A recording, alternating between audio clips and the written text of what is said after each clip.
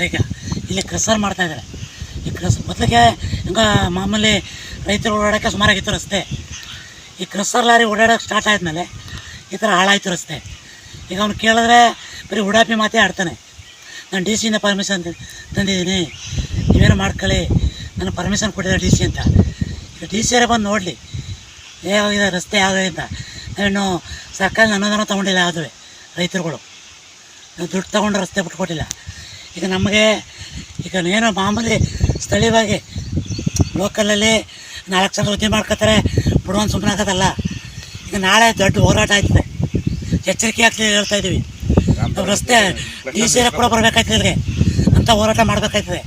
ಈ ರಸ್ತೆ ನಿಲ್ಲಿಸ್ತೀವಿ, ಅವ್ರು ರಸ್ತೆ ಎಲ್ಕೊಂಡು ತಂತಾನೋ ತಗೊಂಬಂದು ಹೊಡೀರಿ. ನಾವೇನು ದುಡ್ಡು ಕೊಟ್ಟು ರಸ್ತೆ ಮಾಡ್ಕೊಂಡಿಲ್ಲ, ಇಲ್ಲಿ ನಮ್ಮ ಅನುಕೂಲಕ್ಕೆ ಬಿಟ್ಕೊಟ್ಟಿತ್ತು. ಬರಲಿ ಡಿ ಸಿ ಏರಿಯಾ ಈ ಥರ ಹೇಳಿ ನಾನು ಸರ್ಕಾರಕ್ಕೆ ಎಚ್ಚರಿಕೆ ಮಾಡ್ತಾಯಿದ್ದೀನಿ ಸರ್.